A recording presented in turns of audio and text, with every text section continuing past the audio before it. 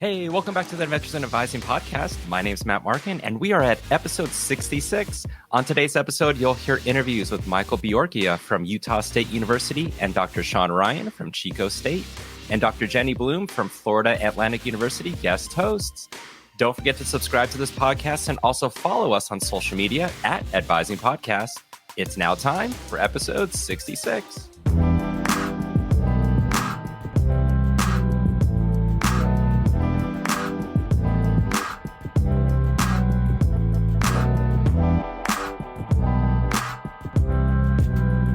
Hello and welcome back to the podcast. If you can believe it, we're celebrating 29,000 downloads of this podcast. This is incredible. And of course, we wouldn't be here without you listening in and supporting Adventures in Advising. So thank you so much. If you're listening in the first week of September, just a reminder that if you're going to be attending the NACADA annual conference in October, the registration deadline before prices go up is September 8th. And this is for both in-person and virtual attendees. And also hotels are filling up, so definitely get your hotel reservation in as soon as possible. And speaking of the conference, did you know that the Portland conference will have a conference pin? So for those that know me, I love pins, especially academic advising pins. And I'm happy to say that I got to work on this pin with some amazing NACADA executive office members, Dr. Melinda Anderson, Farrah Turner, Dana McNary, and Michelle Holliday. The pin's only $8, and it connects with the conference theme of building bridges.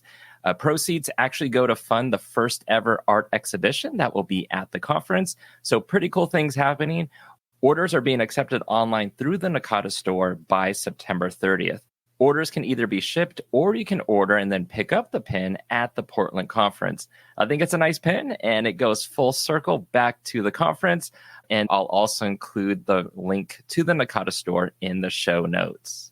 So let's jump into our first interview. And we have Dr. Jenny Bloom back on the podcast, this time as guest host, interviewing Mykel Beorchia. Here we go.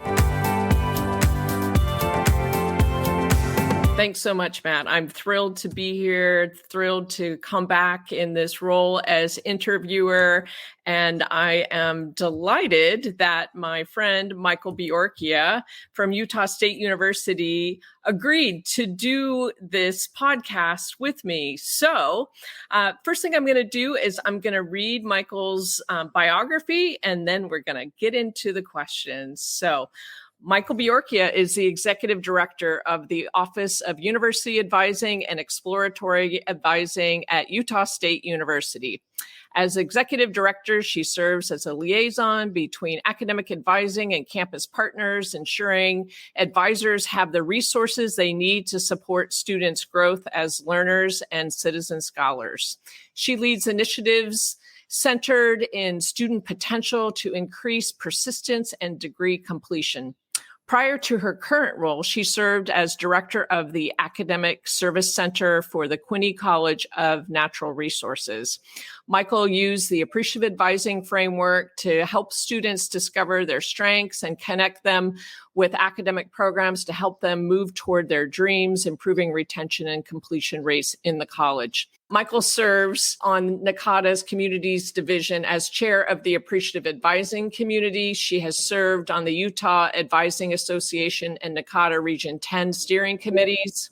She received the Utah State University Advisor of the Year Award in 2014 and the NACADA Professional Advisor Certificate of Merit Primary Role Award in 2015. Mykel has earned both her bachelor's and her master's degrees from Utah State and is currently pursuing her PhD at Utah State in Instructional Technology and Learning Sciences. Welcome, Mykel. Thank you so much, Jenny, for that reading. And yeah, I'm so grateful to be here with you. I am absolutely thrilled to have this opportunity to interview you because I so admire the important work that you do each and every day at Utah State. So even though I just read your bio, can you kind of fill in some of the missing pieces in terms of your journey to a career as an academic advising administrator at Utah State? Well, it's a good question. And I think every good thing that I've had has sort of come from a down moment. I worked in residential treatment for women and girls with eating disorders while I was getting my bachelor's degree.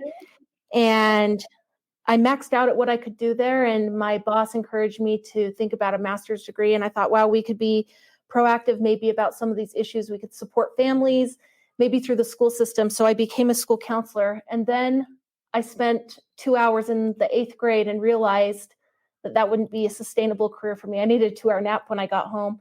And it could be anything. Someone could spend 2 hours in academic advising and realize this maybe wasn't the thing for them. But that transition or that shift in recognizing where my strengths lied allowed me to really put my focus into academic advising. I was working as a staff assistant in the Quinney College of Natural Resources, and I talked to my supervisor there and said, this is actually working with adults is where I want to be. And I recognized immediately, just working as a staff assistant, the huge impact that advisor had. And I wanted to be that too. So I think those down moments have really helped me shift in realizing or helping me clarify and define what my own dreams and goals are. I love that we have that in common, that we tried something, and although we thought this is what we were going to do, it isn't what we ended up pursuing, and that's okay, right? So often we see this with students who are exploring and they feel like they're a failure if they tried something and they didn't enjoy it. So can you talk a little bit more about that and kind of how we can reframe that?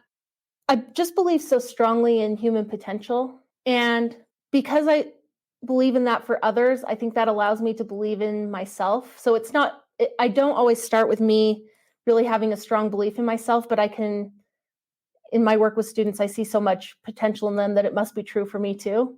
And I think that's something that fuels me, is especially in my daily work here in advising, is that my students deserve someone who shows up fully for them, someone who's self-reflective in their own practice, someone who's striving to get better at the practice, trying to stay up to date with trends, and maybe even more importantly, someone who thinks about building relationships across campus as a strategy for student success. And I'm not perfect at it. And this is another thing where I always have to go back and rethink the way that I'm doing things, or say sorry when I've made a mistake. I think that self-reflection, or when I encounter a barrier, allows me to refine where I'm going. And I think for my own life makes me better, allows me to have some stories to share with my students. I think that's one of your strengths, Mykel, is your willingness to share your own stories and some of the stumbles that you've had along the way, and just your authenticity in sharing, and courage in sharing those stories is so powerful, which leads me to my next question, which is one of my favorite phrases that emerged during the pandemic was from your story about the importance of putting people before process. Can you take us back to the beginning of the pandemic and tell us about the origin story of the people before process phrase? Yes. And I think I'd like to talk about the pandemic part, but then I also want to talk about your influence on me now that I have that phrase back when we met in 2016. So I have a colleague, Donna Crow, who was the executive director of our career services. And we work on the same team. We reported through the same supervisor. And I was so confused about what to do when we were shifting to remote learning. And I was feeling really overwhelmed, and I felt a lot of pressure. I was a director, but I'm also just a human being. I don't have all of the answers. But I know for me, in times of stress or when I don't know what to do, I often just go to a checklist and just start writing things down and ticking them off. And in that overwhelm, I approached Donna as a friend and a mentor. And she said, this checklist is really nice, but if you put people before process and let that guide everything you do, that's how you know, that's where you'll find success. And the same, I'm finding this pattern in myself. When I became director, I'm the founding director of our office. We'd never had any official centralized advising system. We had some folks that were providing some great training and development for advisors, but it was never, a core part of what they did. And so when USU created University Advising in 2015, and I became the founding director, I also had a big old checklist of best practices. I'd been in the literature. I'd written down all of the things that we needed to do, but without the relationship across campus and without putting people first, you really don't often achieve what you were trying to achieve with your checklist. And your checklist might not even be aligned with the needs of the people you're trying to serve. I believe strongly in data and literature, and I like to have that be a guide, but without the people being at the center, then what are we actually accomplishing? So I've had several of these people before process learning moments, and I so wish I would be such an effective leader if I could continue to remember to do this in everything that I do. It's often, again, whoops, we've made a mistake there, or I went too far into process or checklists or telling people what to do rather than actually putting those people first. But having that mantra or that language helps me to bounce back, I think, more quickly maybe than I would have if I was just continuing to work on a checklist. Yeah, and I think it's not one or the other, right? But that when push comes to shove, and if things aren't going well, that I feel like that people before process has been such an important way for me to recenter, reframe what's happening, and move forward. And so checklists are helpful, yes, but I think your question about what do checklists mean if you don't have those relationships built.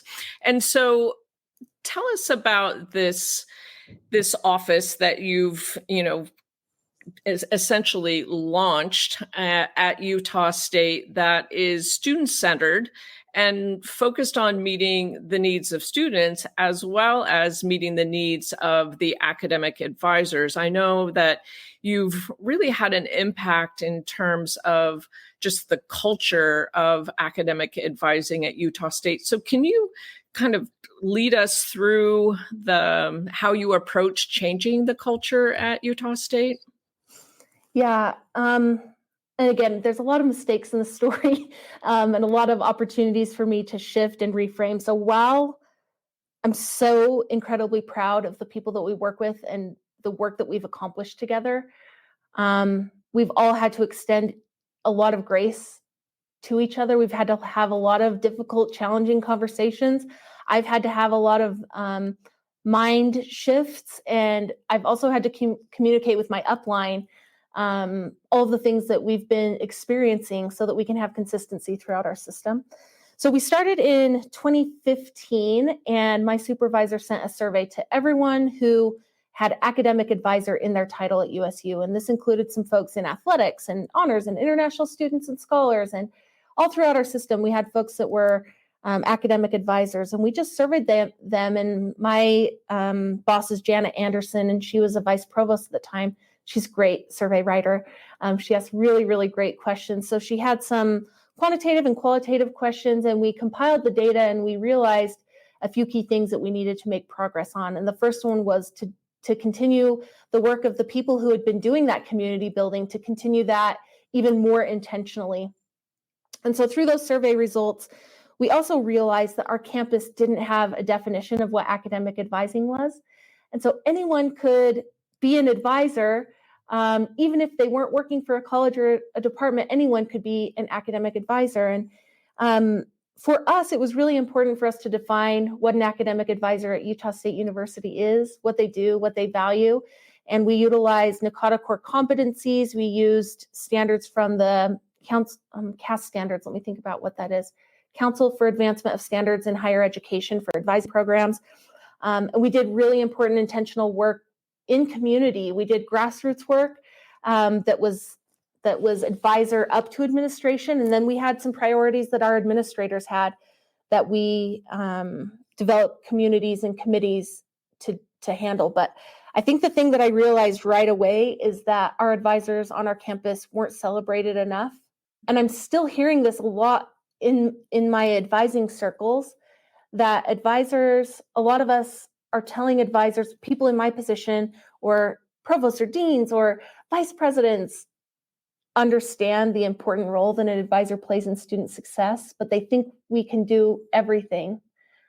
And without having a conversation about the scope of the work of an advisor, I think we put our advisors at a big disadvantage by, we are superheroes, but we're also human, and we can't do everything. And so those early conversations with administrators about, we had a conference and we did sticky notes. What do advisors know, do, and value? There were 1,300 different things that academic advisors at Utah State University were doing. And so we were able to communicate with deans and directors that advisors are amazing, but we can't be doing everything. How can we work more intentionally with you all to make sure that advisors have the capacity to serve students in the way they need to be served.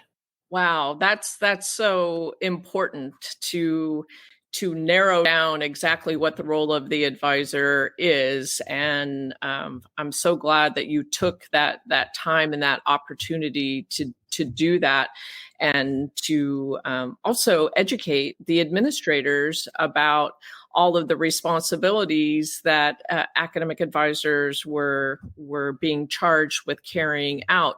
So you've got this incredible team of academic advisors, and I'm wondering if you could talk a little bit about how you approach supporting and training them.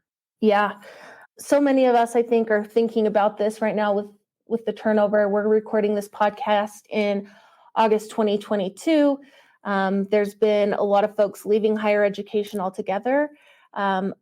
We've had at my institution some retirements, and so advisors are getting promoted, which is awesome for us to have awesome opportunities to be promoted. But we've got a lot of new folks now, and we've really had to turn training and development on its head. And it's something here at USU that we're working intentionally on. But what I'm really proud of, this is in partnership with you, Jenny, is the way that we've changed the way that our campus thinks about academic advising. From being, and I know this is just the age-old question about advising, that we just do schedules. And we have, through our advisor development training and really great communication through our whole advising system, we've realized that advisors play an important role in students' sense of academic belonging, that we help students with the process of meaning making, that we help them connect a plan with purpose and process. And the competencies that are needed for that are more complex than just interpreting a catalog or interpreting a policy. When we're thinking about how do we understand who our students are and what their needs are. I hate stories of students that say, I went to see my advisor and they didn't help me at all. And I hate that story because I know the person on the other side of the desk, the advisor, is incredibly dedicated to helping their student. And so by utilizing appreciative advising, we've been able to increase students' perception of advisors, that we've increased 10% students feeling like their advisor actually cares about them. So we've made that a core competency. We've made the relational aspect of academic advising central. If you can Google it, if it's a process that we can Google, that's great. And we will spend time doing that. But we spent a lot of time in our advisor development and training thinking about and practicing relationship building and the practices that will allow us, that will allow our students to actually see us as an important resource, an important person on their student success path. So I want to circle back. You had mentioned earlier that one of the first things that you did was define what academic advising is at Utah State. Can you share with us the definition of academic advising that your community established at that point? Yeah, we have. I'm backing up a little bit. All of us that serve students, from career design, from orientation, from athletics, from our quick stop, from every part of our institution. You don't have to be an advisor to have huge impact on students. A couple of weeks ago, I was in line for a $5 footlong in the subway line, and the student that was working at Subway was making a great referral. They had just started a great conversation, and they made a great referral to a campus resource, and that is all of us. And we have a vice president for diversity, equity, and inclusion, Dr. Jane Arungu, and she provided our keynote address at our advising conference last week. And she said, student success is 100% of all of our responsibility, but it's not 100% on any one person. It's 100% of all of us. And so in the beginning here at Utah State, as we were defining advising, there was a little bit of tension as we were kind of pulling apart a community. We were saying people that are academic advisors that have these specific responsibilities, they are people who are responsible for signing off on graduation applications or engaging in major exploration. And so those are the roles that are academic advisors, and they have these specific responsibilities. And from there, we're building out a success coordinating or success coaching way of thinking about everyone that provides services to students. But when we started this work, we knew we had to tighten up the scope a little. And that's how we defined an academic advisor as someone that signs a graduation application or someone who helps student whose responsibility it is to help with the major exploration process. So a lot of our campus community comes to our advisor development and training activities. And actually through that, and I think I have to pat myself on the back for some self-advocacy and pat my boss on the back too for actually listening to me. When you build something that's meaningful or that people see value in, they want to be there. And we saw that on our campus that it's not just me doing this. Our community that was providing these awesome professional development events was being recognized across our campus. So we combined a few groups, our Career Design Center, Student Retention and Completion, Orientation and Transfer Services, and our statewide campuses. And we developed something we call the Student Achievement Collaborative. And my self-advocacy is I'm just one person providing services to this one group, to academic advisors. And while other folks will benefit from having our content, it's not designed for them. So can we imagine what it would look like if we provided excellent professional development to the people who need it most so we can support all of USU? So we developed a new series with all of us called Front and Center. It's not just me developing content. We do all of this in community. And now we have the needs of the people who need this professional development. We have people at the table to deliver rich experiences for everyone that needs it. So we developed a series, Front and Center, for all student-facing professionals, which means our advisors can contribute and can go to those. And now I have my own professional development for academic advisors. So there's 2 tracks, but they all support one another. And I've noticed just with my own job satisfaction that sometimes I try to deliver something that's outside of my scope, like providing professional development for all student-facing professionals. I don't know their competencies. I don't know their outcomes. I don't know what they're trying to accomplish. And if I was trying to do that at the best way possible, that would be a lot for me to learn. And that would take me away from the core responsibility that I have. And I think one thing that I'm so grateful for is my boss, who pays attention when I say, this is the need that I've noticed. We have a lot of people that are attending advising professional development events, but I'm not sure it's meeting their needs because we're delivering content for academic advisors. But there are things that all of us can share. So what would it look like to provide something that actually meets the needs of our community? And my boss, Janet, took that on, and she listened to me when I said this is what we need, and she brought the right people together so we could make that happen. I know Janet has been so supportive, you both, professionally and personally over the years, and she serves as the vice provost. What have you most appreciated about having Janet as your supervisor? And I'm going to ask a second part to that. What's the most important thing that you've learned from working with her? I talk a lot about appreciative advising, and Jenny, obviously this is your wheelhouse too, so maybe you could talk about this a little as well. But sometimes people misinterpret it as just being nice to people. And when we think about concepts like challenge and support or don't settle concepts, it actually requires us to provide feedback. My boss, Janet, is the most appreciative administrator that I've met. She provides feedback, and she always says, soften the tone, not the message. And I work with people who don't have the luxury of having a boss who guides them and directs them. I could be working, I know people who work on projects and they're doing these amazing things, but their boss wants them to be doing this, but they never told them that. So they're just working their guts out trying to accomplish this thing over here, but it's not what their boss wanted and it wasn't communicated. And Janet is so incredible about helping me stay on track with my goals. And this is an embarrassing story, but I have to tell it here. I was a new administrator. We were in a meeting with a dean and an associate dean.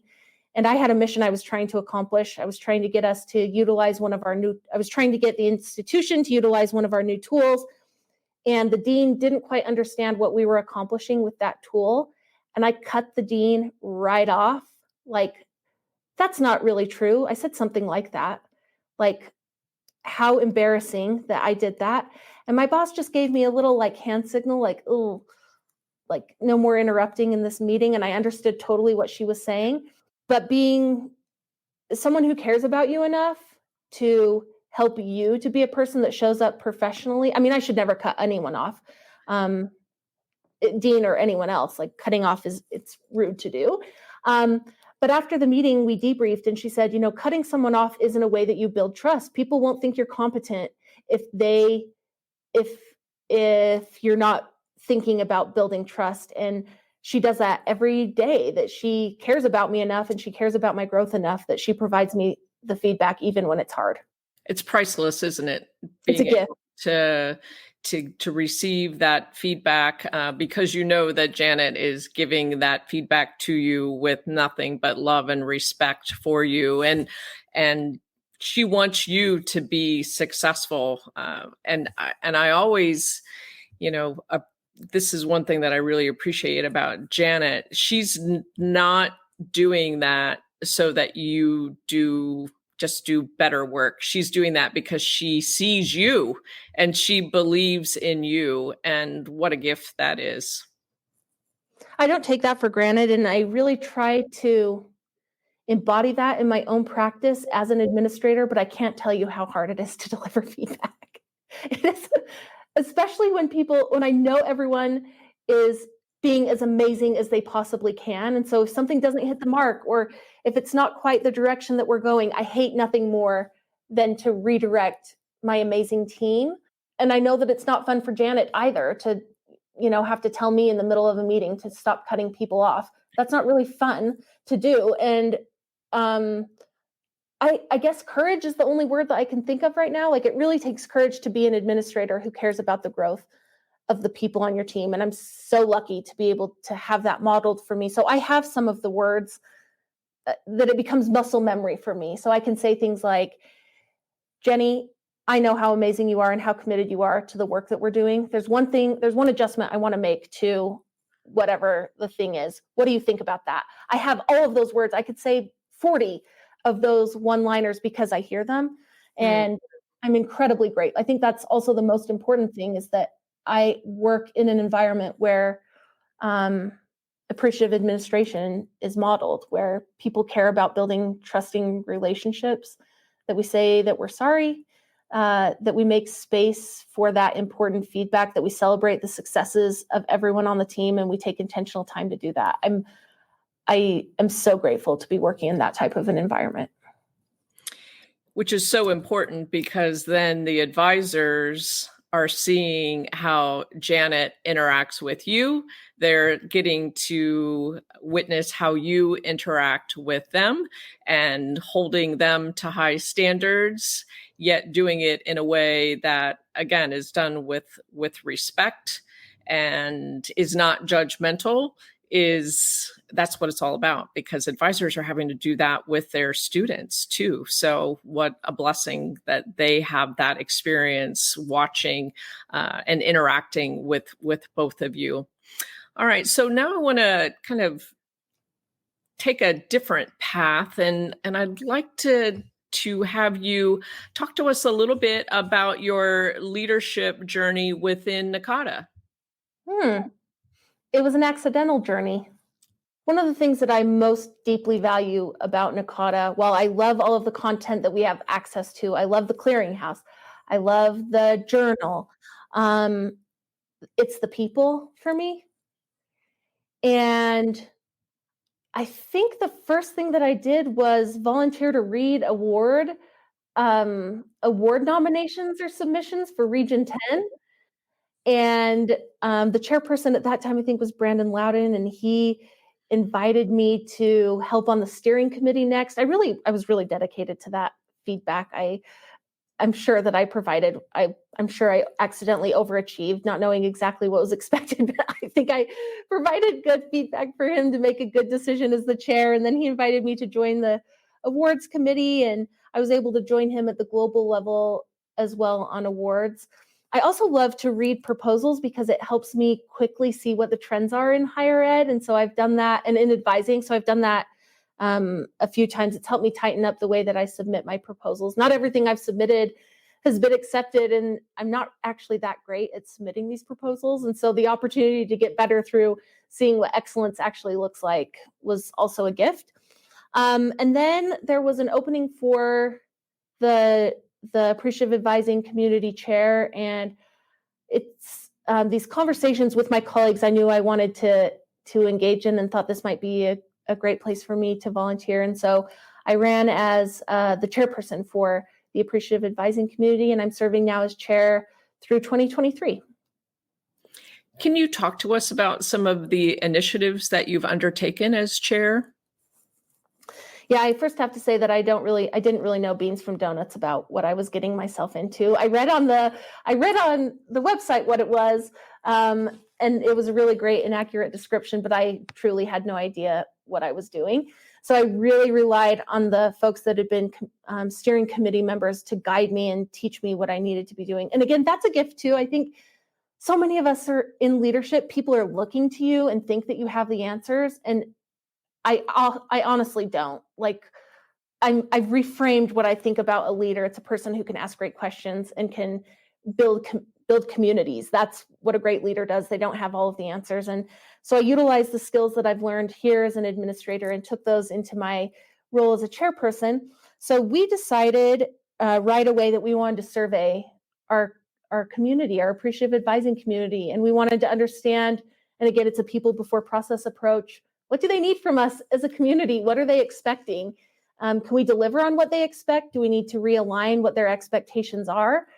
And we found that there were some themes in what they needed from us last year. So after annual, we conducted our survey. We looked at some of the themes that our community members needed, and then we delivered some coffee chats based on what our teams needed. And they were awesome. We've had so many amazing steering committee members share their practices. I was just doing a survey today talking about leadership in NACADA and what I get out of it.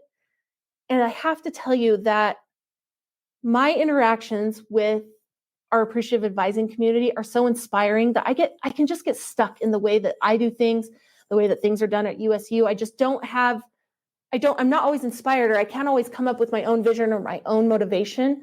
And just these coffee chats and taking notes on the quotes that people say or their one-liners inspire me, get my synapses firing, help me think about things in a new way. So while I hope that I've contributed something as a leader, I think that I've gotten maybe even a lot more out of it than I've given.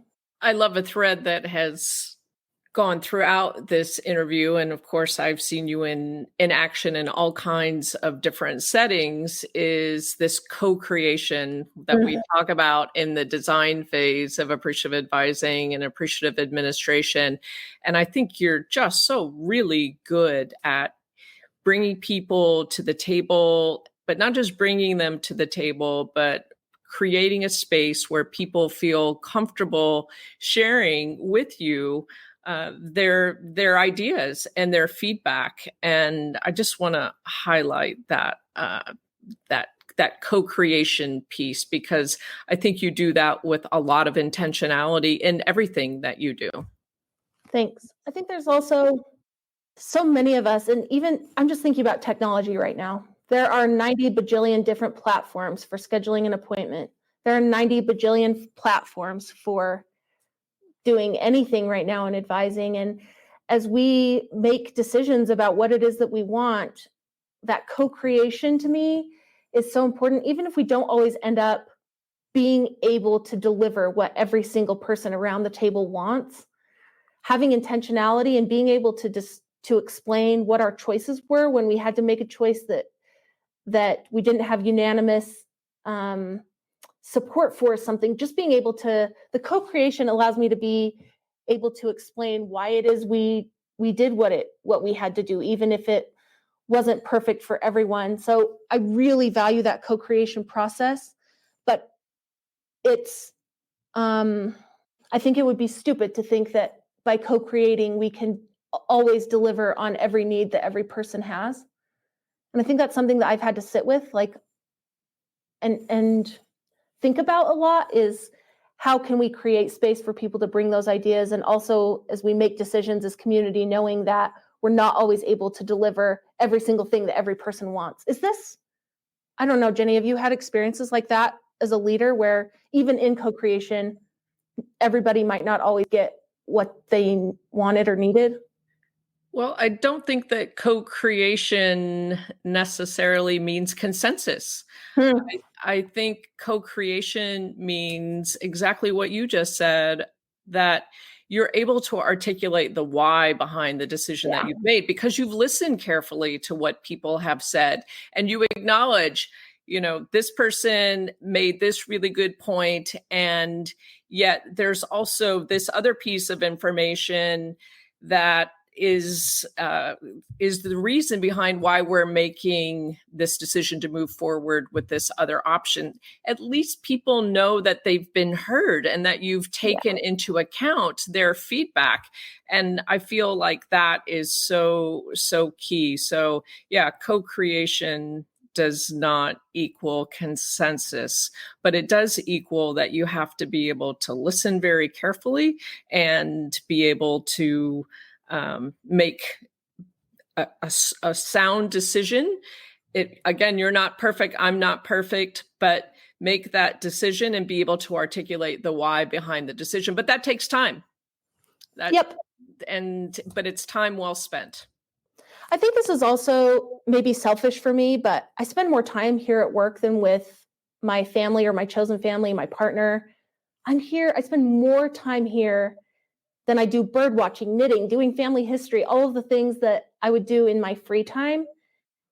And I have to make this a place that I want to be. And no one is going to do that for me. No one knows what I want out of a workplace. It's something like I have to create the type of work environment that I want to be a part of. And that means co-creation. That means even in conflict, being in community. We have to work with these same people every single day. And so burning bridges isn't an option. It's not an option. And that is job satisfaction for me. I can't work in a place. I don't know what I'm trying to say.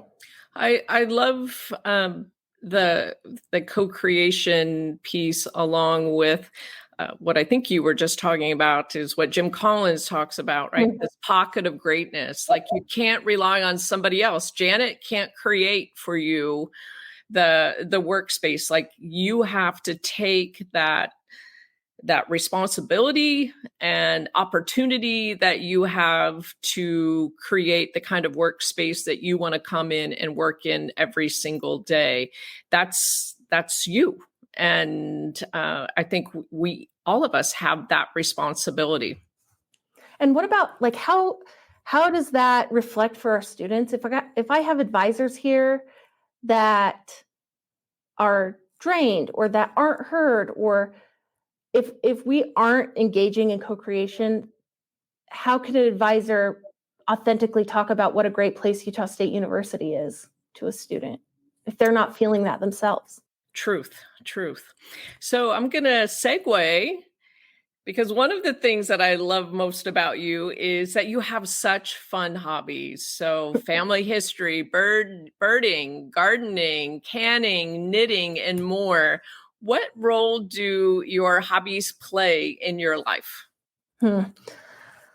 I've always had a really rich inner life. And I think it's because I demand joy from my life. Yeah, I expect that I'm going to find joy in my life. And my parents got divorced when I was 30, 35, in my early 30s. And I found bird watching to just be something that allowed me to be doing something that was productive, that allowed me to be outside. It gave me a task to do. And it was so incredibly healing for me, just to be outside. It sounds stupid maybe, but I swear to you, it really was healing for me. Being outside, I didn't have to think about anything. I didn't have to think about my work or the experiences that I was having. With my parents' divorce, it was just me being outside with these birds. It was wonderful. I made a goal. I have a best friend that lives in Australia, and we made a goal together to try to take pictures of 100 birds, her in Australia, me here in Utah. And then we shared those photos. It was just such a great exercise for us. And I got to learn a lot about the birds of Australia, and she got to see our birds here in Utah. And I've just carried that forward. Birding has been a great way for me to to shut off, to be outside, to do something productive. Now, I am in an Audubon society that we have here. I'm the secretary, or I've been the secretary. I'm heading out. I was a board member, finishing up my term. And you should see some of these incredible birders. They can bird by sound, and that's what I want to get to. When I go out with them, I'm tracking on my app, and then we get to the end, and they're like, I saw 75 birds. I'm like, I got 16. Can we just tick out like where we saw those? Because I thought we were on the same trip, but we are not on the same trip. I love it. And I love that you use the word joy. That you deserve joy in your life, and that you intentionally seek out these joy-filled activities simply because they bring you joy. Yep. I demand it for myself. And again, I can't count on anyone else. Who's going to do that for me? I cannot count on anyone else but myself to do that. So my outside of work is a hobby for me. I love my work. I find a lot of joy and purpose in my work, but I find I'm better at my work if I also make space for me to grow in other areas. So I'm knitting a sweater right now. Like you mentioned, I have a garden. My grandma and I come from Utah. We have a lot of pioneers here. A lot of folks have been preserving food. So I have just a rich history of food preservation, and I'm trying to carry that forward for my family. I love eating my tomatoes and chili in the winter that I grew for myself. So that brings joy into my life. My garden brings joy into my life through the winter. So I do hold myself accountable to try to bring joy to my own life.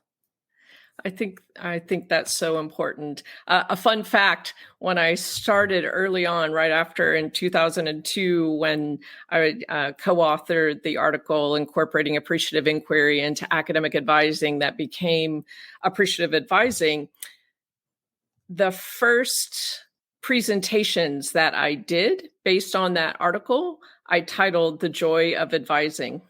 Yeah. And so in fact, on my computer where I, keep all of my PowerPoints, the folder that I have that has all of my appreciative advising presentations is titled The Joy of Advising. Whoa. Because that's where I started. And so I love that. Like we can have joy at work. And like you just said, we can also have joy outside of work that can bring even more joy into our work. It's not an either or, it can be an and they can be symbiotic. I had no idea that joy was kind of a guiding phrase for you. How does that show up? Like, how does joy show up maybe in your work and your personal life? I agree with you that joy is really important. Life is short. And I love that you said that you demand joy in your life. I join you in that. Like, if I'm going to do something, I want to have joy in my life. And I don't want work to be something that is not joyous. And so I think it is about, as you said earlier, about creating the space that you want to work in. Well, I want to work in a joyous environment. I want to do work that brings joy. Does it bring joy every single moment of every single day? Of course not. But I want it to be a foundational and important part. And I think it's also can be an indicator of when it's time to leave someplace, is when the joy is minimal. And I think I deserve better. And I have made moves in my career based on that it wasn't bringing joy. And so I think it's really an important discussion that we often don't talk about in our work lives, that you can have joy at work, and it's really important to embrace joy outside of work and to pursue activities that do bring you joy. So I want to now shift, because you have just recently started in the PhD program in instructional technology and learning sciences. First of all, how's that going so far? And what's the most important thing that you've learned about yourself to date in this doctoral journey, which there's still many, many steps left to come, but what have you learned about yourself so far? Well, the first thing is that I keep calling it interior design.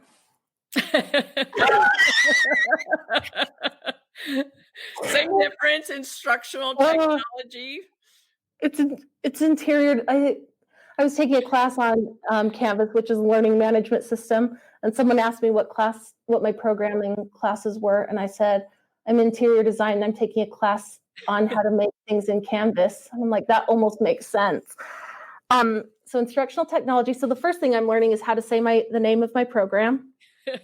Instructional technology. I'm learning sciences. One of the challenges that I'm facing is being able to see so clearly where I'm going and recognizing how very far I have to go. And that can feel a little bit daunting. Like I can see the dream. I can feel where I'm going. I know that will change a little as I go, but I have vision for where I'm heading, and I can just see how so very far I am from where I'm going. I'm in research methods, 6.5 out of 10 on assignment. I'm like, how am I going to make it in this program? I can't even get 10 out of 10. It's 6.5 out of 10. Overcoming that or being able to navigate. And again, this is just like my boss. The people in my program actually care about my success, that they really are trying to get me. If I was a 10 out of 10 student, then I wouldn't even be in the program and they would have given me a PhD already. I'm here to learn. And being able to apply directly to my work, the things that I'm learning in my program has been such a gift. I was just in a one-to-one meeting with my boss today, and I was sharing with her a literature review that I had done. And she said, I think this is important to share with everyone. You're doing the work anyway. Would you be willing to share that? And so even though, and I guess especially that I don't have the answers, my work community is contributing to my growth too. And I didn't expect that, but again, I guess because I have a great boss who really wants me to grow and wants me to be able to share what I'm learning with others, I have opportunities to continue to grow there. So I think those are my most important things. First is learning how to say the program name. And the second one is being able to navigate or being able to apply what I'm learning directly and recognizing that I know where I'm going and I don't have to be there today. That's why I'm doing this. It's called a journey for a reason, right? Yep. And the reflective question I'd love to plant in your head is, how can you be intentional about infusing joy through every phase of this journey, and that it isn't just about the end and the final product. It's really is about who you become in the process. And if you demand joy in your work, it would seem like you would demand joy in this doctoral process.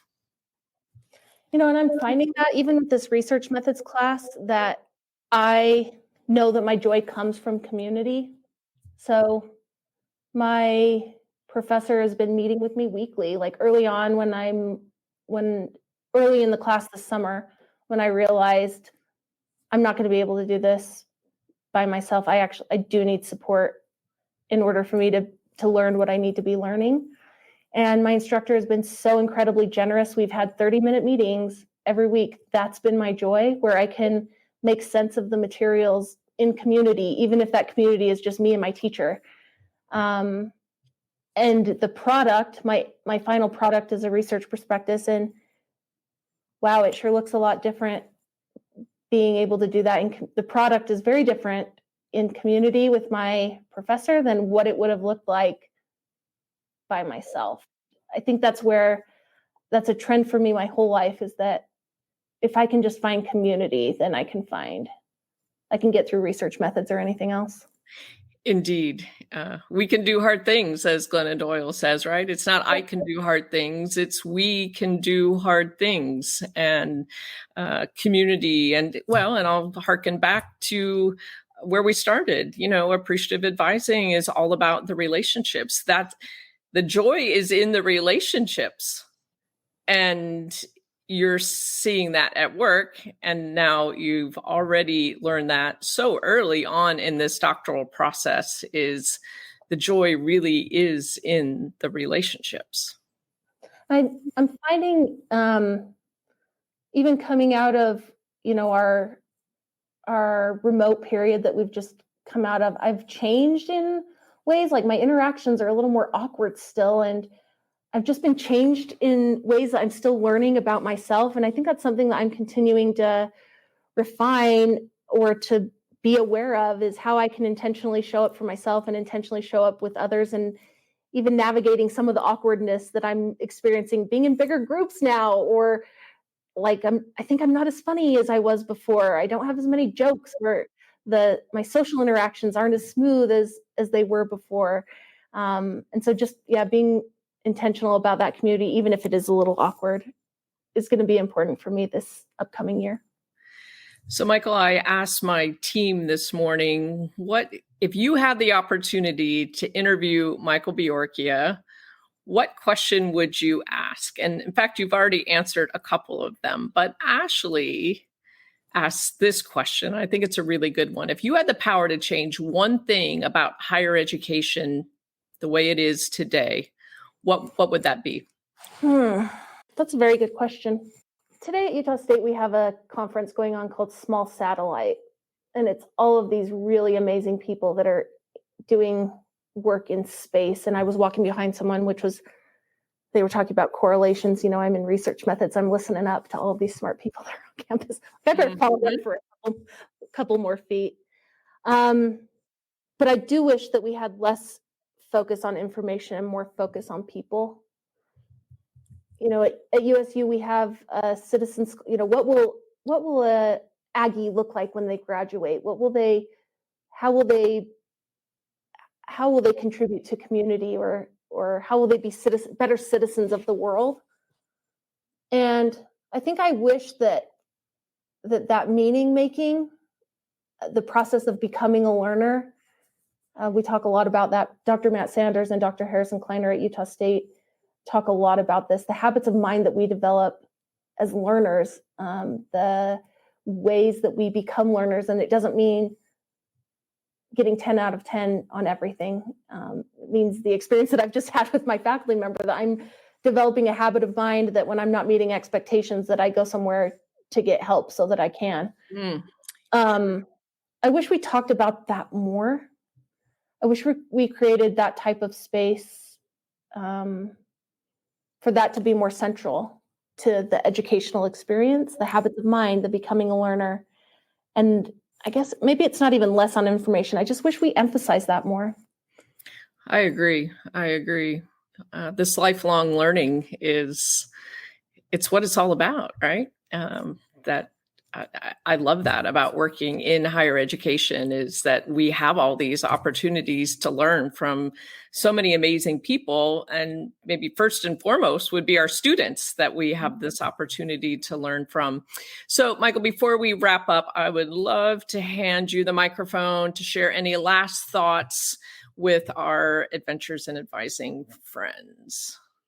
Well, I think first, Jenny, thank you for just being such a great mentor to me. When I started this work as the founding director of this office, I actually thought it was a checklist, and I was not making friends fast. And I couldn't figure out how people couldn't see that we have this list of high impact practices. We have a list of practices in advising that make a difference. Why can't we all just get on the same page and actually do them? And you had such a meaningful impact on me when you came. We asked you to come and give a presentation to all of our advisors on appreciative advising. And I had the opportunity to pick you up from the airport, and we were talking about some of these challenges, and you shifted my thinking in such a meaningful way. I think I would have probably, if I would have continued the way I was going, I probably would have had to quit my job. I would have not been effective. I wouldn't have been making friends. I would have had to go somewhere far away and start over where no one knew me. I still sometimes need to go somewhere else where no one actually knows me in order for me to be effective. But your mentorship has been really important to me. So thank you to that. And then I guess just thank you to Matt and to this Adventures in Advising community. I'm utilizing these resources for advisor development and training. So thank you for all the voices to Matt for bringing in all of these voices, and for everyone that's contributed and those that will contribute. You're having a big impact on all of us in our community. Well, thank you, Mykel, for sharing your wisdom with us today. You always light up every room you walk into, and I sure am grateful for the day that you walked into my life. Thank you for all that you are doing to support your students and your advisors. And on a personal level, thank you for being a friend and someone who I really admire. If any of our listeners want to get in touch with you to ask a follow-up question or just to connect with you, how would you invite people to contact you? I'm on LinkedIn, and my name is Mykel Beorchia. I'll just spell it MykelBeorchia. And then my email address is my first and last name @usu.edu. And I'll spell that again, Mykel.Beorchia, Beorchia @usu.edu. Thank you so much, Mykel. Matt, I hand the golden microphone back to you. Thank you so much for this opportunity to serve as a guest host. Awesome interview. Thank you, Mykel, for taking part and giving such great advice. And thank you, Jenny, for guest hosting. Loved it and can't wait to see you both in October. Now let's get to our next interview with Dr. Shawn Ryan. Let's welcome to the podcast Dr. Shawn Ryan. Shawn leads orientation and new student programs and joined the Chico State community in fall 2019, a few months before the start of the pandemic. Prior to his arrival in Chico, he oversaw orientation for 7 years at Sacramento State. He applies academic capital theory to the student transition, which concentrates on identifying and easing concerns about costs, expanding students' networks, bridging trust between the student and university, providing timely information, and enhancing each student's academic capital.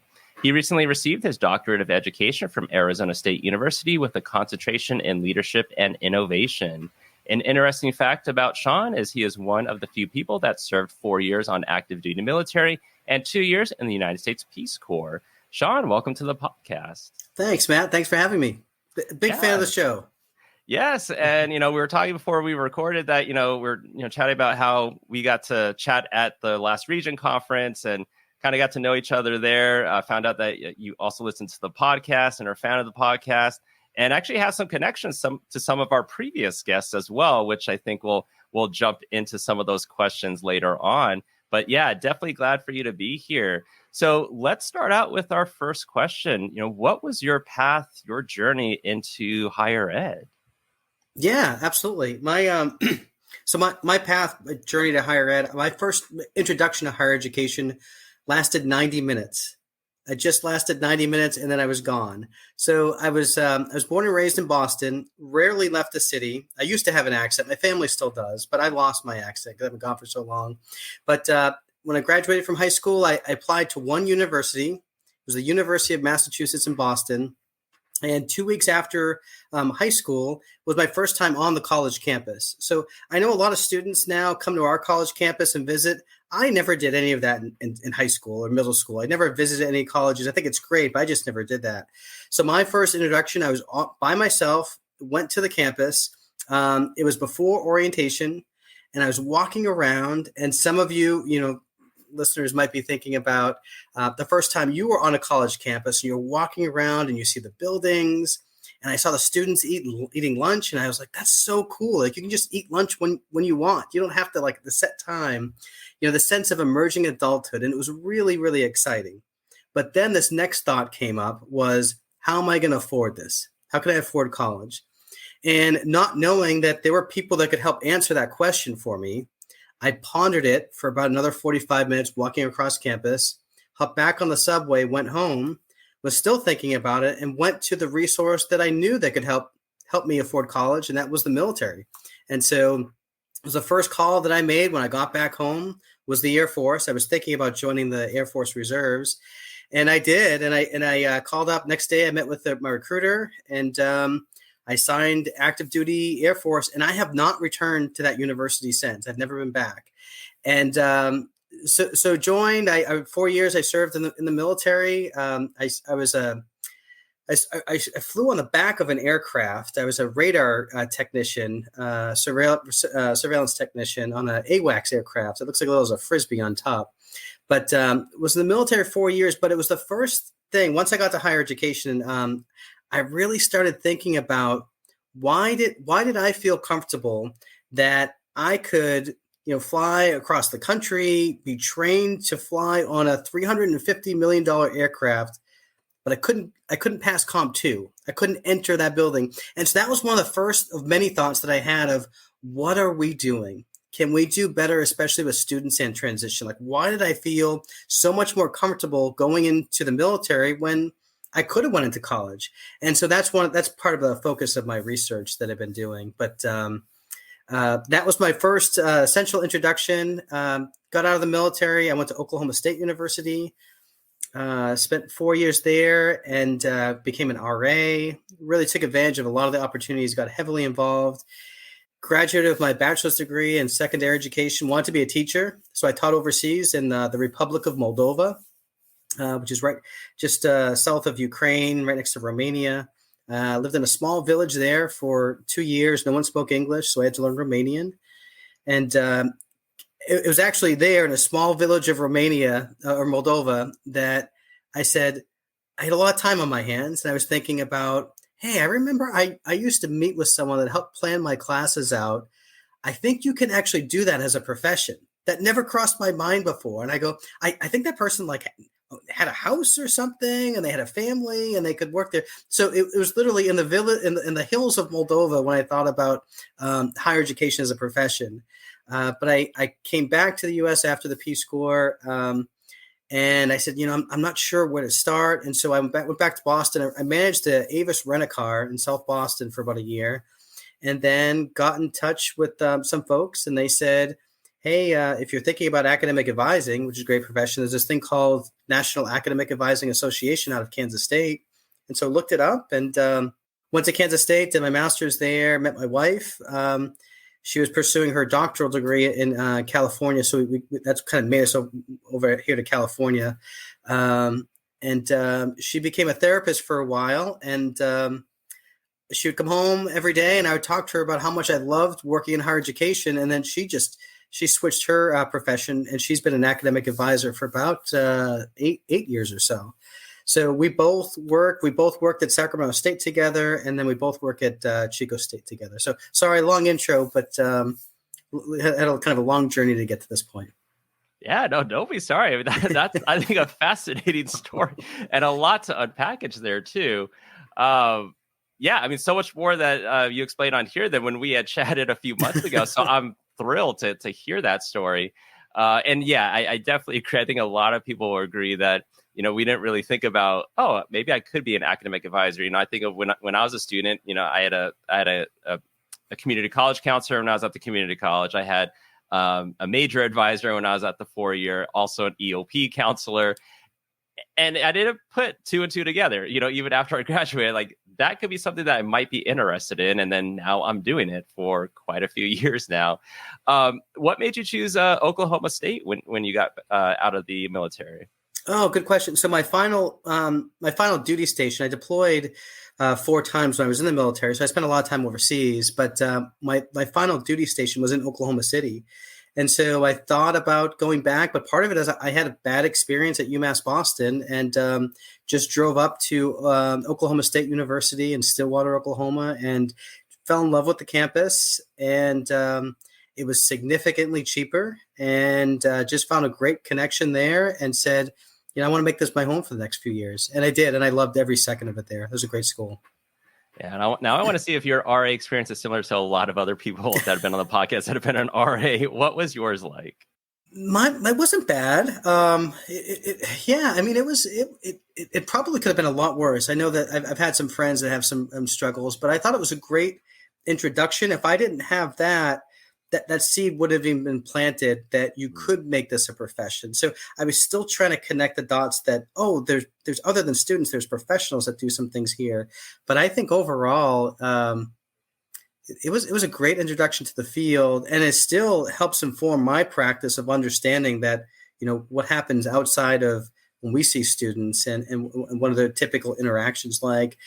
Still have a lot of great friends. I met the best man at my wedding. I met through being an RA and through some of the campus clubs and organizations. So it was a good introduction to the field. Nice. Yes, a lot of connections there. And yeah, no, that I think that's a very similar to a lot of other guests where, they enjoyed aspects of working in housing, working residential life, being an RA. They don't miss the hours and being on call 24/7, but a lot of them have basically said what you've said is like they kind of got that introduction into like higher ed advising and also the engagement piece that comes outside of any of the advising portions of it. So they feel like that has benefited them in their current roles in academic advising. Yeah, I would agree. And, in your bio, you were mentioning that you're one of few people that have served in active duty military, but also in the Peace Corps.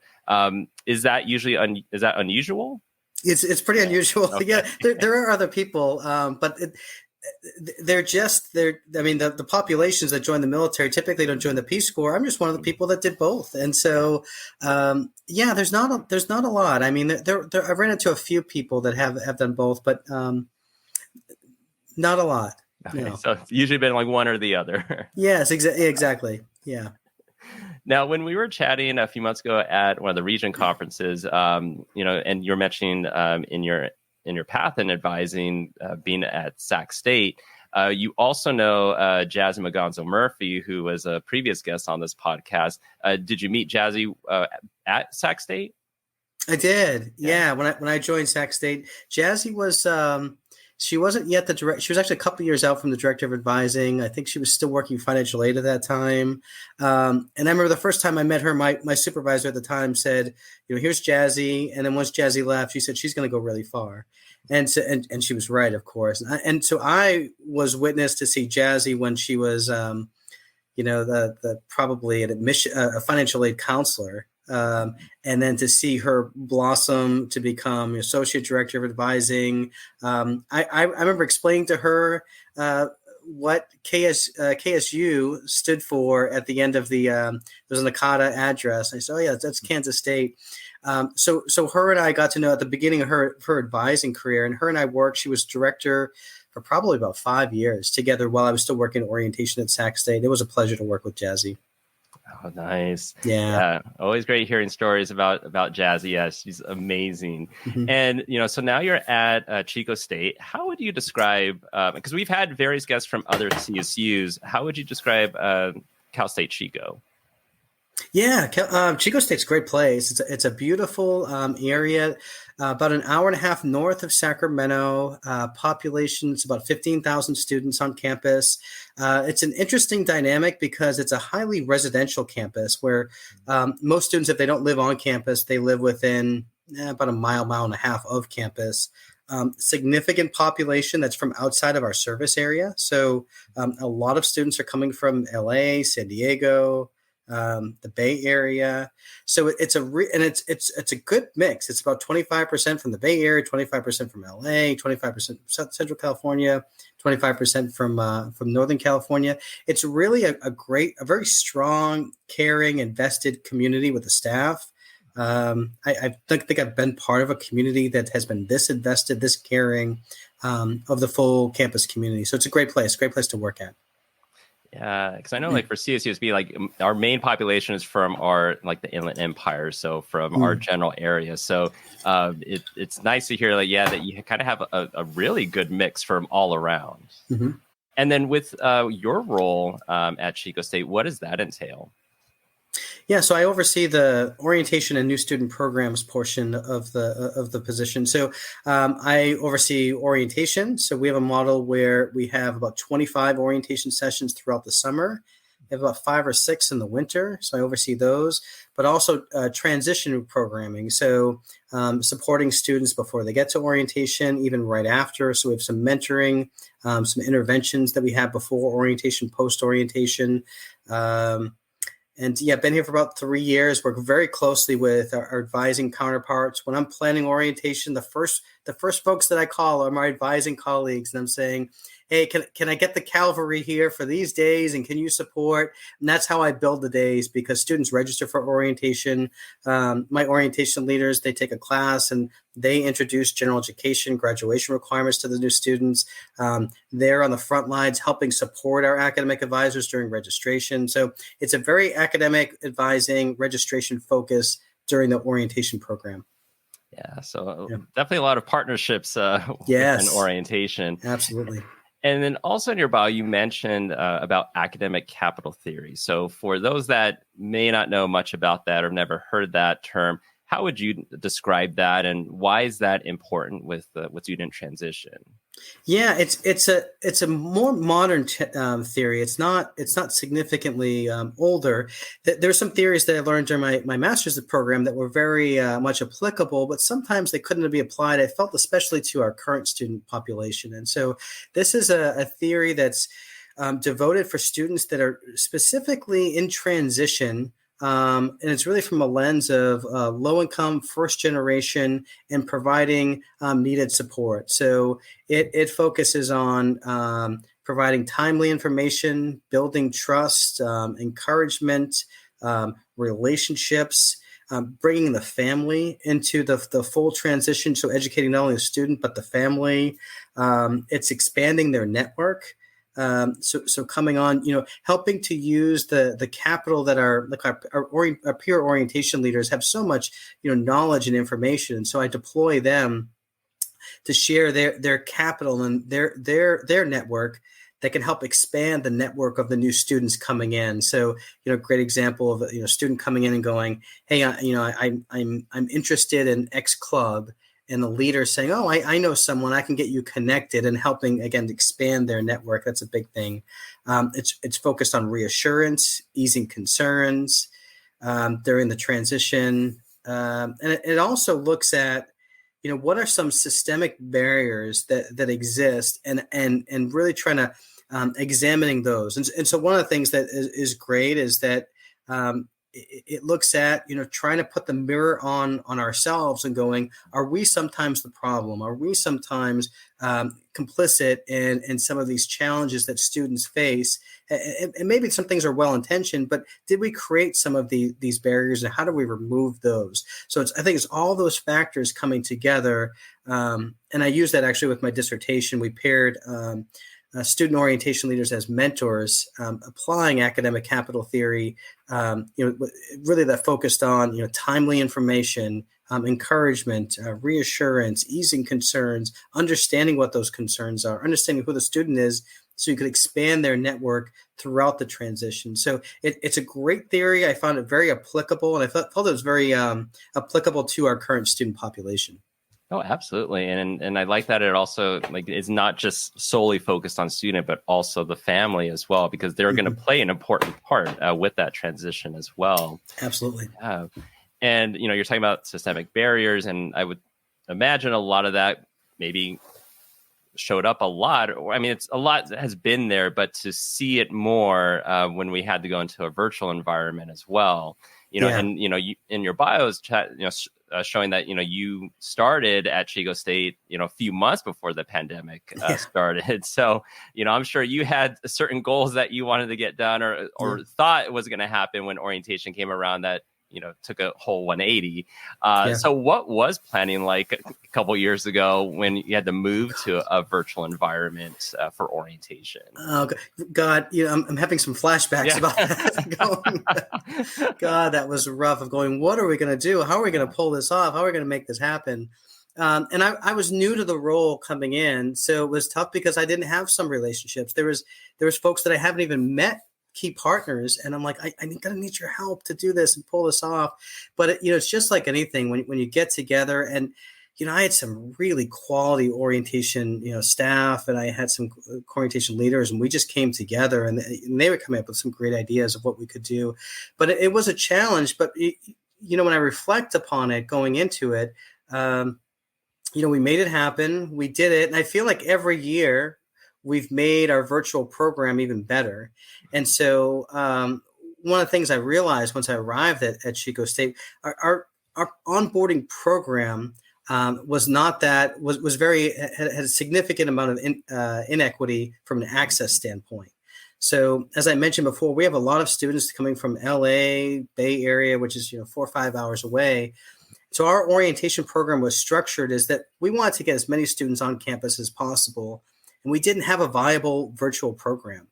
So if students didn't attend orientation in person, it wasn't required to attend orientation, they would essentially go to the back of the line and register with limited support. We'd say, hey, here's a number, call an academic advisor, and they'll help you out. Mm-hmm. That's not orientation. And so having COVID come in, it really forced us as a university, which we would have done anyway, but it really forced us, it really accelerated us to make those changes to have a viable virtual programming. So this year, when we were kind of starting to come out of the pandemic, we were offering an in-person option, but also a virtual option. We weren't going to go back to what we had prior. I was just reading this great book, and they were talking about with the pandemic, and a lot of folks kind of thought the pandemic was almost like a hurricane going through and saying, okay, there was some destruction, let's rebuild like we had before. And we're not, at least at Chico State, we're not going back to what we had before because there was a lot of inequity, folks that couldn't attend. So now we're offering both, the in-person option for folks that want to do that, but also a viable, in-depth virtual option to support students that potentially can't fly up for one day for orientation and can still get support during the transition. Yeah. And so you were mentioning, kind of like, we can't necessarily go back to how things were. Yeah. And you're offering now both the in-person and virtual options. Any other lessons learned from having the virtual environment for those couple years, or the pros and cons?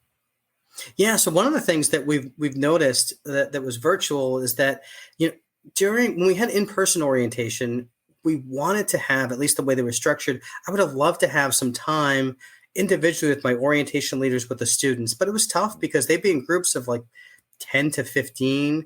And it was tough for an orientation leader to pull one person, kind of away and have 14 other people. And what do they do? And who are they with? And so, but it was much easier to do that in a virtual space. So we created some time after talking about, information. It was a lot easier. We had assigned appointments of 15 minutes with each of our orientation leaders that they could talk with about classes, about transition, about just general questions. And that wasn't something we could do in person, but it was much more challenging if we did. So that was one of the big lesson learned, that even though virtual was not the same as in person, it did afford us some opportunities to have some quality time one-on-one. And even during registration, students register at our orientation program. And for folks that have been in a registration lab, when you have 40, 50 people in the lab, all raising their hands saying, hey, I need help, I need questions. In the virtual space, it was nice because we could take folks back. I felt, there was some nervousness of students. I want to get classes, but there was a lot more time I felt where I didn't think the anxiety was as high. It was there, but not as present, of just going, okay, you're going to work with me. And I don't see a student right next to the left of me or the right with me. Again, were there technology challenges? Did sometimes, internet crash and we had to use the phone? We had a student that was in France a few weeks ago. And so we couldn't call her on the phone. And she had unstable internet, so we couldn't use the Wi-Fi. So we had to use a Google Drive to communicate with her. So we made things work, but it was so. I think that's one of the things is like they had all these things thrown at us, and we made it work. We figured out how to do it, but also to allow those 15-minute appointments was something that was a challenge in person.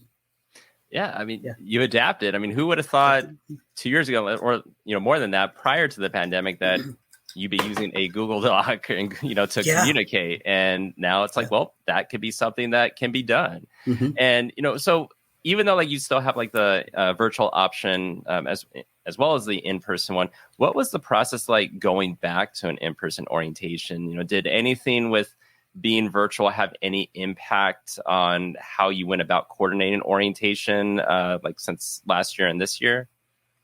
Yeah. So that's a great question. So when we did, so part of this was my first orientation in person. I'd been through multiple years at Sac State, but Chico State, I'd been here for almost 3 years and I'd never done an in-person orientation because it was all virtual.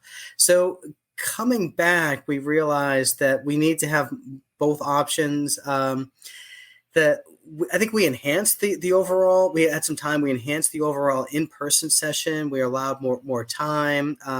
We realized that where there's some things that we could upload in the front end. So most schools have a pre-orientation program. So we really focused on that and said, what can we put there so we can really leverage that time that students are here? So can we have less presentations and more conversations? Those presentation piece, can we put some of that a little bit in the front end and then follow that almost like a flip model? So that's not something that we had as much prior to the pandemic. So we were trying to put a little more content, like here's a video how to register for your classes. Become familiar with that before, because we knew the cognitive load of what students have and what they can intake at one day of orientation. There's only so much we can do. We can't just say, the old model was sit there, please retain as much as you can, and let's hope to God you remember this stuff when it comes to registration time. Mm-hmm. And we realized, can we revisit that? So, we made more videos, had them do it beforehand, and to have more conversation piece during the in-person session. During the in-person session, we prioritized connection over content. So we're like, let's do connection first, then content. Before, I think it was the opposite. And so that really, those leveraging, again, like the full transition period as opposed to the one orientation day was one of the biggest lessons learned. Oh yeah, and you're talking about like a flip model, and I can imagine if ever George Steele or JP Villavicencio or Rachel Mars hears this, they're so big on flipped advising and the flip model. So hearing about that here's some videos to watch, here's some things to do ahead of time, because when helping out with orientations, over the last few years, it's something where there's so much information that's given to these students. Yeah. And it's, it's almost like here's all this info that's dumped on them, and hopefully you remember some of it. Yes. And then, when we meet with them a few months later, when it's time to register for the next term, some of them may not remember a lot of it. And, especially when we're like, okay, did you already look at this? Or do you know how to do this? And it's like, no, or I remember hearing that term, but I don't remember what it is. Yes. Yeah. And, with that in mind, it kind of goes into advising. There's this changing landscape. Orientation has changed. Advising has certainly changed. Yeah. Higher ed has changed completely in a lot of sense. How does academic advising play a role now with orientation, with this changing landscape? Well, I think just to provide a little bit, at least at Chico State, about some of the things that we've done and how we've changed some things, because there's a lot of changes and things that we do now that 5 years ago weren't even on our radar. So one of the things that my research has been on and I've really focused on, I'll talk a little bit about enrollment management, but it will relate to academic advising, I promise.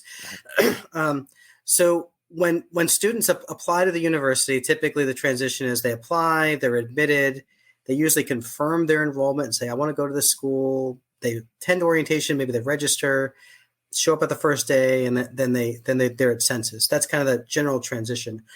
So one of the things that I've been fascinated with is what happens to the students if once they confirm their intention to enroll, and then 6 months later, kind of like me, they're not enrolled at my institution, but they're not enrolled anywhere. What happened? And so I think about this, the student that did everything right in high school, went through all the hoops, even applied to university, was admitted, said, yes, I want to go there. And then they apply, and 6 months down the road, they're not there. And so I've tried to answer that question going, what happened? What happened during that transition? And so what we looked at is about 16% of our students confirm their intention to enroll and are not present. And so we dug a little deeper, and we realized about half of those students aren't enrolled anywhere, that didn't go to any institution. It's even higher at community colleges. And so what we've done the past few years is really called those students and said, what happened? And we've identified about half of those students. They're heartbreaking stories of students said, I want to go to orientation. I got a flat and it was required and I thought I couldn't go. So that's why I didn't go to college. Or I got selected for financial aid verification and I live with my grandparents. One of my parents passed away. The other one I haven't seen in a few years. I didn't have that information. I thought I couldn't go to college. Or I called housing and I said, I heard there's a $250 deposit for housing. Is that true? And the student that answered the phone on the other end said, yes, there's a deposit. They go, okay. They hang up and said, I don't have $250. I couldn't go to college. So we learned a lot of those. And we said, what can we do to support students earlier in transition? So some folks call that summer melt. I think that's too broad of a term. We've identified a new world. We call it opportunity melt because it's really focusing on the opportunity gap of students coming in, the inequitable distribution of resources on the front end. And how can we, employ academic capital, everything we had to support students earlier in the transition. And that's become one of my focus is that I consider myself like an assist person. I used to love John Stockton. I don't know if you like basketball at all, but he would be kind of the assist person to Karl Malone. I loved it. And that's how I consider almost how I am is going, how can I be the assist person for academic advisors? How can I get students that want to come to our college there? And this isn't talking like sales techniques. I worked at, again, a rent-a-car agency. I only worked there for a year because I wasn't a great salesperson. I'm not trying to talk people in. I'm trying to get people form connections earlier and often. So one of the things that we've done is that helps with advising is right when students confirm their intention to enroll, we're trying to build those relationships as much as possible, connect with them. What questions do they have? So that was our initial kind of thought about deploying our staff. And then we realized there was this great opportunity before orientation that we could collect information from students. So we're trying to collect as much information about them, advanced placement coursework, concerns, transferable credit, what their future ambitions are their career aligning with their major, getting general information. And my orientation leaders are gathering that information. We're sharing it with our professional advisors that they just don't have the time to do that. So my leaders are making, trying to triage some things, call students multiple times before orientation, and we upload that information to a database where our professional advisors can use that information because they shouldn't be introduced to the student right when they meet them at orientation. They should know them beforehand. So we're trying to facilitate that to get students to orientation, but also to make sure our advisors are prepared to have much more in-depth conversations. Sorry, that was a long spiel, but that's kind of what we're doing, a big piece about what we're doing. No, I love that. I mean, it's like a coordinated care network in a sense. Mm-hmm. When you're talking about like some of these students, ask about a housing deposit, and they're like, oh, well, okay, thanks. Now I'm not going to go to that school, or I got a flat. I didn't think I could go, to another one because I missed my orientation. And a lot of times it's, just not asking that question, or sometimes they don't even know what question to ask. Yes. And I just think, let's say with a continuing student, let's say on my end, where something happened halfway through the semester, they talked to their professor to see if they can get a withdrawal. That particular deadline passed, and the professor says, sorry, I can't help you. But not knowing that there might be a different withdrawal a student could then submit. Like, for example, we have an extenuating circumstances withdrawal, but the information's there, but not necessarily there, or easy for a student to know or understand that there's so many other avenues. And a lot of times it's just asking someone that hopefully might know the situation to be able to better assist that student. But I think, having a lot of the orientation leaders, peers, contacting students, gathering that information, and having a place where they can upload that for others to see will just help with the connections with that student. So at least if they do meet with, let's say, an advisor, they might be able to follow up and say, oh, I saw that you talked to so-and-so, and it looks like you had a question about this. Did you get that answered? Or maybe we can follow up on that. That's exactly right. And it's changing the model, both for advising, but also for orientation. And I stole this from Georgia State uses this kind of model where, the old model was we expected students to self-diagnose what their issue was, to understand this is my problem, and then navigate the bureaucracy to get to us. So first we're like, you got to figure out your own problems, you figure it out, navigate the way here, and then we'll help you. So at orientation, it was, we'll send you an email. And if you don't come to orientation, well, you probably didn't want to come here. And that was not accurate. That wasn't right. So now we know we have data. For example, we know that on campus is one factor. Is if a student applies at some schools and they apply to get on campus housing and maybe they can't get it, that should be a red flag that deploying, peer advisors to give them a call and saying, or financial verification. We know that. Or when our student fills out our survey, we notice if a student says that, they feel on a scale of 1 to 5, a 3 or below, confident in the transition. We give them a call because we've realized that's a factor that they might be, more susceptible for attrition, or, there's a variety of different factors that we use, and we have the data, and you applying that data and saying, let's use this earlier, sometimes even before the students recognize, what 17, 18-year-old students know how to navigate a lease off campus. Okay, so if they don't get on campus, let's connect with them earlier to support them and let them know what network exists, what support exists, and how to go through that. So if we know this information, I think that's one of the biggest changes, is using that data and being proactive with it earlier. And again, from my mindset is helping the students, supporting the students, and then to help get them in front of a wonderful academic advising team. Yeah, and you're talking about what 17, 18-year-old knows at least. When I was on campus, so I was part of a middle college program. So I went to the community college my last 2 years of high school, and then went to the 4-year institution. And so my first year, I lived in the dorms, and then I ended up signing a lease on campus for summer housing. And then a couple of weeks later, realized that it was a little bit cheaper off campus, and then ended up signing a lease for off campus. And then when I thought I was like, oh, I'll just tell the on-campus housing that I'm not going to live there. And they're like, no, you signed this. Like, this is how much you're going to have to pay. I was like, no, now I got 2 leases. What am I supposed to do? So ended up having luckily, I was a student assistant in the admissions office, and then they knew someone in housing, and they were able to take care of it. Probably wasn't supposed to happen, but they made it work. And I'm so grateful for that. But I mean, yes, I had the contract, but I didn't read through everything. I didn't know what I was supposed to be doing, but luckily got help.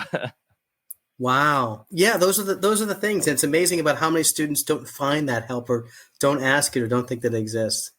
Yeah. And it wasn't, and even though I worked in admissions as a student assistant, I didn't think to ask like my boss or one of the directors or something. I just happened to ask one of my the other students, one of the tour guides. He said, well, how about you ask so-and-so, and then they might be able to help, because they just happened to know that they knew someone in housing. And luckily it worked out. I didn't know what I would have done. Well, that's one of the benefit of working on campus, of having connections, right? Yeah. Oh yeah, for sure. Mm-hmm. I tell a lot of students, if they end up getting work, I'm like, yes, find a job on campus. You don't need to go travel anywhere. You're already on the campus, but you get to make a lot of connections as well. Absolutely. Yeah, absolutely. And then now that orientation is over, or almost over, what's next now for student programs? Yeah, so one of the things this is one of my favorite parts. We're going to a deep data dive on what worked, what didn't, what can we do better. We're also looking at, there's winter orientation. So that's one of the things that is also changed. Historically, we focus primarily on students in summer. Now, well, if you're students that are starting in the spring, they should have the same experience as a student coming in the summer. And so we're planning that. We're going on feedback sessions, so meeting with a lot of folks. One of the data points we just looked at is we had students that were virtual and in person. The students that were in virtual were 10 percentage points more likely to be Pell eligible. So, which kind of makes sense. But so now we're examining, do we need to have more support for students that are doing virtual? And what does that look like, and how can we do that? So it's really, I think, taking a step back, examining things. We're beginning recruiting for a new team. This is also one of the weeks. Next week is when we start school, and we're really excited because this is when everyone else is freaking out and going, oh my God, what do I do? And you go, yeah, that's what we were doing the last few months. Yeah. So now we can support them. We can come in and, tabling and helping support. So it's one of my favorite weeks of folks coming back. So I think it's helping the campus community, but also planning for the future. It's an exciting time for us. Yeah. Any initial thoughts right now for like the next orientation, like for the students coming in for spring? Like, do you think you'll offer both the virtual and in person, or just one? No, we'll continue offering both modalities for students. And then as you start winding down on this interview, you talked a little bit about your dissertation. What made you choose specifically doing the Doctor of Education at Arizona State University? Yeah, so I was on vacation. I usually go on vacation around mid-August once orientation's over, and my wife would see me, and she'd always see me reading higher education books. So and plug for a book, I just read The Great Upheaval, which is a great book if folks are thinking about changes within higher education and what that's going to look like. That's a great book that recently came out. So I saw that, and she said, "You're reading books, all these books on higher education on vacation. Think about doing a doctorate." And I said, "I don't want to do that. I don't even know what that entails." And so the more I thought about it, I initially said, I just want to become more educated in the field. And I looked, and Arizona State was most innovative school multiple years in a row. I listened to their president, Mykel, and he was a phenomenal speaker. And I said, this is something that I want to be a part of. So I looked in the program, contacted a few people. It was fully online. So from start to finish, it was online. I got to have a cohort that was around the world. I literally had people from other countries in my cohort. This was a great program. Completed. It was 4 years. It was a 3-year program, but I had to take a year off when I transitioned to Chico State. But great program. And it was really focused on the innovation piece and preparing, because higher education, we're going to go through a lot of changes. They're coming. We're just on the cusp of some of these changes. And I think it really helped me prepare my mindset for those. Yeah. And I know when we were at the conference a few months or back in March, you were about like a week or so away from defending your dissertation. How was that process like? Stressful, but it was stressful. It's almost like really stressful, but not as bad as I thought it was going to be. It was both of those together. It was completed virtually. So I was in my office, and, you go through it, and you just don't know what kind of questions that they're going to ask. And, they answer the questions, and you're also like, oh, okay, I know this. I've been studying this. I know this. And then you end, and it's just you in your office, and you're like, okay, like, am I a doctor now? What? It's just strange. It's weird, but it was very fulfilling. I opened the door, and my colleagues were all there. They're applauding, and I'm like, "How did you know that I passed?" And they're like, "We just assumed that." And I'm like, "Okay, good," because it would have been really bad if I didn't. So, I had great colleagues that surrounded me, but it was quite an experience. Oh, huge accomplishment! So congratulations on that. Thanks. And then, we were talking earlier about knowing Jazzy, but you also know Charlie Nutt, who recently retired at the end of June. And a lot of people know Charlie, but you also know Charlie because you were also a former student of his. He was my very first master's class at Kansas State. And so I didn't know what I was walking into. And I walked into the room, and I go, where do you go from there? I mean, for those folks that know Dr. Nutt, he was the best professor I've ever had. I mean, he would be extreme. The challenge and support, that was him. I mean, he would walk in, and he would take attendance by, we'd have to read 120 pages or so a week about the history of higher education. And he would read a paragraph, and then he'd call our names out, and he'd say, Shawn, explain what that means. And you didn't know if you were going to get called next. So you were like, oh my God. And, he's just a genius. He knows so much. And, he would challenge you in a great way. You couldn't just throw something out there. And then he would kind of wrap everything up at the end. It was a phenomenal, it was almost like a great Sunday sermon of just wrapping things up, and what a communicator, and someone with some foresight and knowledge. And I felt so privileged to be in his classroom. And there's a couple other things that stood out for me. One of the things that he did, I didn't know the stature of who he was really until I was 6, 7, 8 weeks into the class. One of the things I always appreciated was, at the end of the class, he would stand there, and he would go around, and he would talk to people that were picking up their bags. He'd pick about 4 or 5 people every class, and he would ask, "How was class today? What'd you think? Was it good?" He was so modest of just going, "What did you think?" I mean, and he just seemed, we were so nervous of him because he knew so much. But then he'd go in and be like, "What can I do better? Did that resonate with you?" And when I went to Sac State, we started an advising collaborative. Actually, Jazzy and I did, And I emailed him, and I hadn't talked to him probably 4 or 5 years. And he responded right away. And I said, would you like to be a part of this, to be a speaker? And he said, yes. And he came right away. He flew to Sacramento. And I just never forgot that he didn't have to do any of that. He just went out of his way to come here because he just cared so much about the advising community. And what a great person overall. I can't think of any professor I've had that has ever asked any of the students or asked me, how was class today? How could I do better?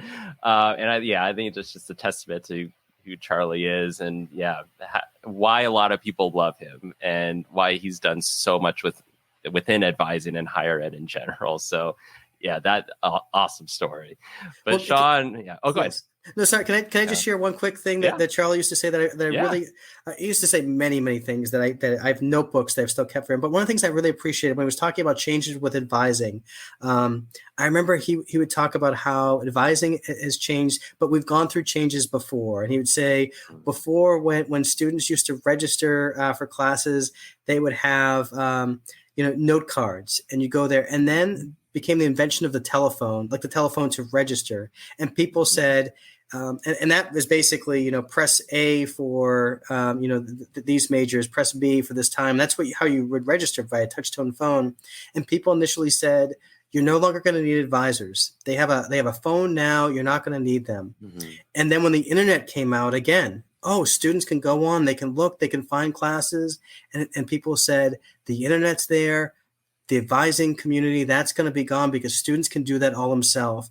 And they say that clearly didn't happen, but now the relationships between advisor and student got even deeper because they could do some of those things beforehand, and it allowed more time for the relationship to grow and develop when they were meeting. So it's just one of the many things they would talk about, how we've been through this before, and the relationships are only got deeper each time. So not that change is going to happen, not that change will happen, but historically, every time it has, student has taken on some more, but the advising relationship has gotten deeper. It's something that's resonated with me. Oh, well, that's a great story too. I mean, because as much as technology changes, it gets better in some ways, maybe not so much in others. It's something where we're still here, every staff member, higher ed professional, advisor, or whatnot. Maybe it does give us that more time with the students to talk about other things than some of these transactional pieces. So absolutely, definitely true story on that. But Shawn, we've reached the end of the interview. I appreciate you being on this podcast. A lot of great information that you've been able to share, a lot of great stories. So thank you so much for being on today. Yeah, thanks for having me. I really appreciate it. Thanks, Shawn, for joining today. And it's great to know how much academic advising plays a part in orientation and also the partnerships that are forged. A lot of great tidbits that you shared today. And this episode is now complete. If you don't already, subscribe to this podcast on any podcast platform and give us a follow on social media, Instagram, TikTok, Facebook, and Twitter at Advising Podcast. I hope you enjoyed today's episode and look out for episode 67. Take care and keep advising.